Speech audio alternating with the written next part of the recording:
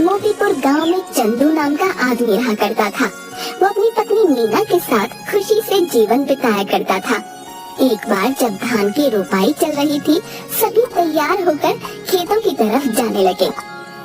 मैं जा रहा हूँ खेत पर, तुम बाद में आ जाना खाना लेके, और भाग्यवान जरा लस्सी भी लेती आना थोड़ा सा। ठीक है, आप जाइए, मैं ले आऊंगी।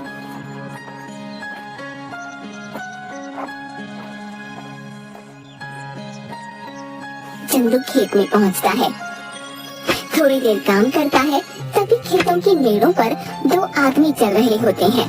उनमें से एक आदमी छाता लेकर चल रहा होता है।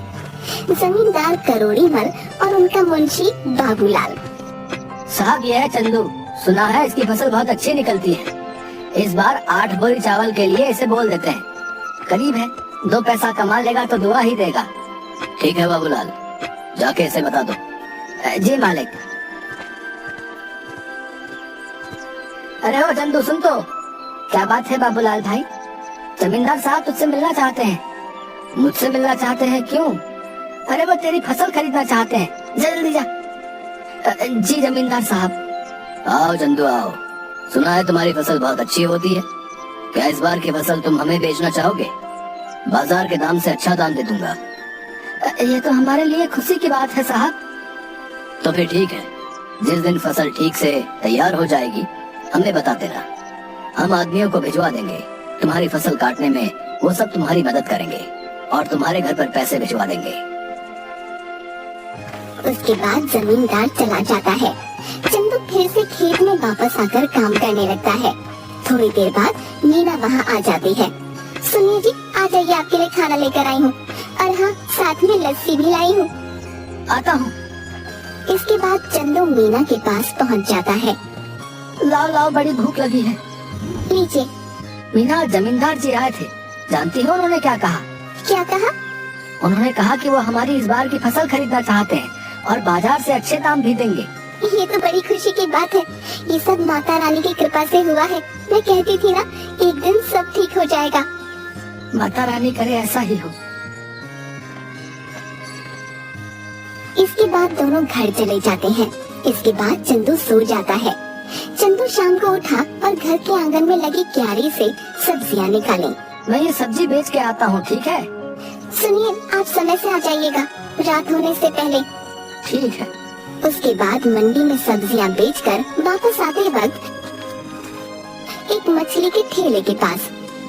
मछली कैसे दे रहे हो भाई? भाई चंदू सुनो, तुम ये दोनों ले जाओ 100 रुपए में, मुझे जरा जल्दी घर जाना है। ये लो भाई 100 रुपए। आज मीना को कहूँगा मछली के गर्मा गर्म पकौड़े खिला दे। चंदू घर पहुँचा। अरे ओ मीना, कहाँ हो? ये लो मछली। आज पकौड़े खाने का दिल कर रहा है, जरा बना दो। जी हाँ ठीक है, लेकिन पहले आप हाथ मुंह धो लीजिए। इसके बाद मीना मछली पकाने लग गई।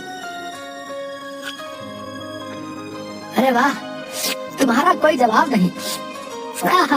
क्या पकौड़े बनाए हैं, वाह वाह वाह। इसी तरह कई महीने बीत गए। चंदू के खेतों में सोने की तरह चमकने वाली फसल तैयार हो गई। मीना, मैं खेत में जा रहा हूँ, जमींदार के आदमी पहुँचते ही होंगे। ठीक है। चंदू खेत में गया। चल चंदू, तैयार हो जा, बहुत काम करना बाकी है आज। जमींदार के आदमी वहाँ पहुँच गए।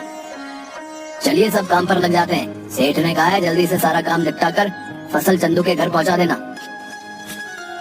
सबने मिलकर फसल काटी और 8 बोरियां तैयार कर दी।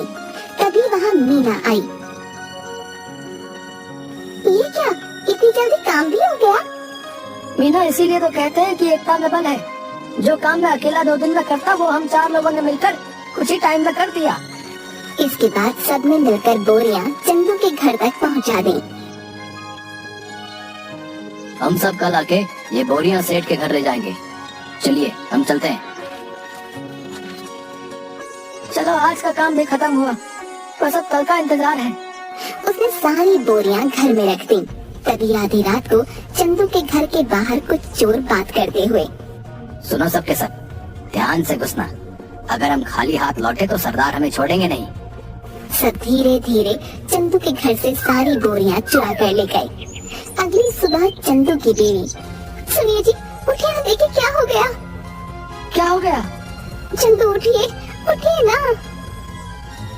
क्या बात है भाग्यवान, ऐसा क्या हो गया जो तुमने सारा घर सर पर उठा लिया है? गोदाम से सारी बोरियां चोरी हो गई हैं। क्या चोरी? कहाँ पे? गोदाम में आइए और खुद ही देख लीजिए। हे भगवान, ये क्या हो गया? जमींदार जी के आदमी कभी भी आ सकते हैं। माता रानी, मैंने किसी के साथ कुछ बुरा नहीं किया, फिर भी मेरे साथ ही क्यों? चंदू घर की सीढ़ियों पर बैठ जाता है। चंदू की आंखों से आंसू आ रहे थे। तभी वहाँ जमींदार के आदमी आ गए। अरे भाई चंदू, बोरियां तैयार है ना? नहीं भाई, कल रात को ही किसी ने अनाज की बोरियां चोरी कर ली हैं। ये क्या कह रहा है भाई? जमींदार जी कहीं गुस्सा ना हो जाए। तुम तो उनका गुस्सा जानते हो ना। चलो उनसे बात तो करनी ही पड़ेगी। चलो अब। चंदू बाबूलाल के साथ जमींदार के घर गया। क्या चंदू, तुम सब खाली हाथ क्यों आ रहे हो? जमींदार जी, कल रात को हमारे घर में चोरी हो गई। सुबह देखा तो गोदाम से सारी बोरियां गायब हो चुकी थी। कहीं तुमने किसी और को तो बेहतर दाम के चक्कर में नहीं बेच दी? नहीं जमींदार जी, मैं सच कह रहा हूँ। सेठ जी, एक ही गांव में रहना है हम सब ने। भला झूठ बोल के कितने दिन बच पाऊंगा? ठीक है, लेकिन अगर मुझे पता चला कि तुमने किसी और को दिया है, तब देखना कि मैं क्या करता हूँ। कुछ दिन तक चंदू और मीना दोनों उदास थे। चंदू सब्जियों को बाजार में बेचता और जो भी कमाता उसे बहुत ध्यान से खर्च करता।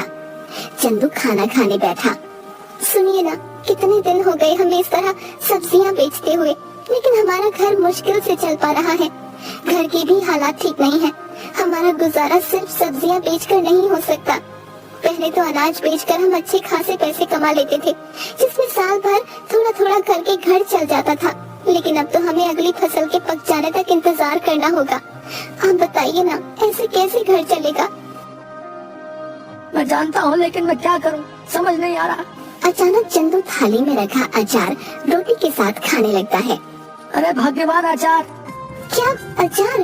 क्या मतलब है? मैं आपको अचार की तरह देखती हूँ, आप मेरे बारे में ये सब सोचते हैं? नहीं भाग्यवान, मैं तो कह रहा था कि हमारी समस्या का समाधान है ये अचार। कैसे? मेरी बात सुनो ध्यान से। तुम अचार बनाना और मैं अचार लोगों के घर जाके बेचूंगा। पहले हम लोगों को अचार का स्वाद चखाएंगे, उन्हें पसंद आया तो वो खरीद लेंगे। अगर पसंद नहीं आया तो? अरे कैसे नहीं आएगा? मेरी मीरा ने जो बनाया है, अंग्रेजी में क्या कहते हैं, फंटास्टिक अचार बनाती हो तुम, है? आपने अंग्रेजी कब सीखी? तुम मुझे कम मत समझो। What are you doing?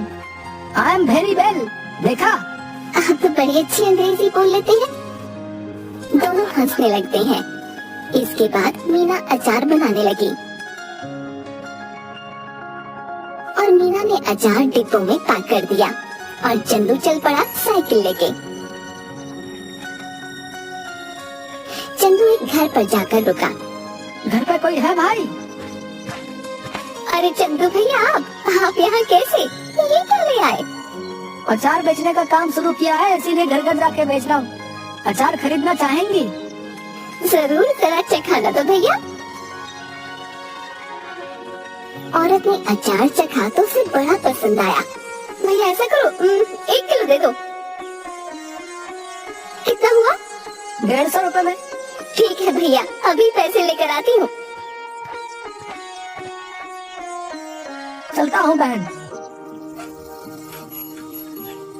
ऐसे करते करते चंदू दूसरे घर गया। रमेश भैया घर पे हो? अरे चंदू, तू कैसा है भाई? और कैसा चल रहा है सब? उस चोरी के बारे में सुनकर बहुत बुरा लगा यार जान के। जाने दो भाई, क्या कर सकते हैं। अच्छा ये बताओ, अचार खरीदते हो बाहर से? हाँ क्यों?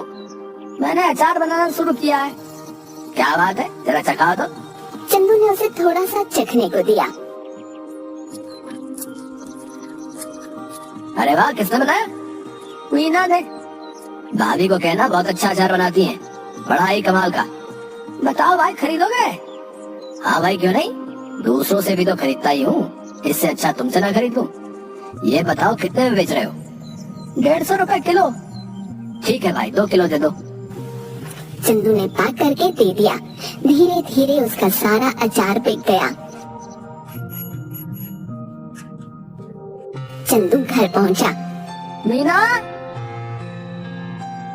आप आ गए? कैसा गया आज का दिन? किसी ने खरीदा कुछ अचार? कुछ तो नहीं खरीदा किसी ने। मैंने कहा था ना, मेरा अचार इतना भी खास नहीं है। आपका विचार ही गलत था इसे बेचने का। पूरी बात तो सुन लो। लोगों ने कुछ नहीं, सब कुछ खरीद लिया। देखो जाकर टोकरी में। मीना टोकरी के पास गई। उसने देखा कि टोकरी तो खाली है, यानी कि सारा का सारा अचार बिक गया। मीना बहुत खुश हुई। अब बस तुम ऐसे ही बनाते रहो और मैं घर घर जाकर बेचता रहूंगा। मैं कहती हूँ ना, आप ऐसा करिए, पास के गांव में भी बेचना शुरू करिए। क्या पता वहाँ के लोगों को थोड़ा बहुत पसंद आ जाए। अब हम जितनी जगह जाकर बेचेंगे उतना ही तो हमारा फायदा होगा ना। कल से आप थोड़ा और अधिक अचार लेकर जाना और दूर दूर के गांव तक भी जाना। ठीक कहा तुमने, मैं ऐसा ही करूंगा। कल से तुम ज्यादा से ज्यादा अचार बनाना शुरू करना। आप एक हफ्ते रुक जाइए। एक हफ्ते में बहुत सारा अचार बनाकर तैयार कर दूंगी। उसके बाद आप बेचना शुरू कर देना, क्योंकि अचार पकने में भी तो समय लगता है ना। ठीक है, तब तक मैं सब्जियां बेच दिया करूंगा। इससे हमारा घर भी चलेगा और हमें नुकसान भी नहीं होगा। इसके बाद मीना अचार बनाना शुरू कर देती है और कुछ दिनों तक चंदू बाजार में सब्जियां बेचता है। कुछ दिनों में अचार तैयार हो जाता है और चंदू भी बेचना शुरू कर देता है। इस बार चंदू दूर के गांव में जाता है और अचार बेचना शुरू कर देता है। अब धीरे धीरे करके मीना का बनाया हुआ अचार सभी जगह लोकप्रिय हो जाता है। इसके बाद चंदू एक दुकान भी खोल लेता है। अब जो भी ग्राहक आता उसकी दुकान पर ही जाता। एक दिन वहाँ से गुजरते हुए जमींदार जी की नजर चंदू की दुकान पर पड़ी। क्या बात है चंदू, तुम्हारी तो दुकान चल पड़ी। जरा अचार तो चखाना। सुना है तुम्हारी दुकान का अचार सभी को बहुत पसंद आ रहा है। ये तो सबका प्यार है जमींदार साहब। ये लीजिए, आप इसे चख लीजिए।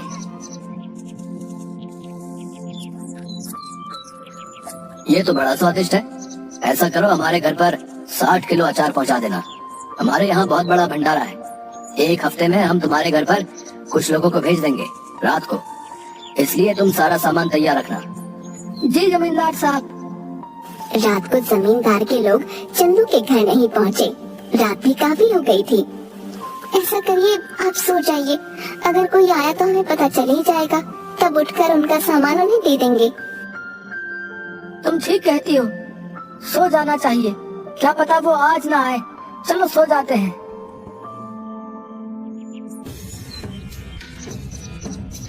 अगले दिन जब चंदू और मीना उठे तो घर में फिर से चोरी हो चुकी थी। इस बार चोरी अचार की हुई थी। सुनिए, घर में फिर से चोरी हो गई है। किसी ने इस बार हमारा रखा हुआ अचार चुरा लिया। चंदू उठा और जाकर अचार जहाँ रखा था वहाँ देखने लगा। मैं जमींदार साहब को बता कर आता हूँ। मैं कहीं और से पता चलेगा तो कहीं वो गुस्सा ना हो जाए। ठीक है, आप संभाल लेना सब कुछ इस बार।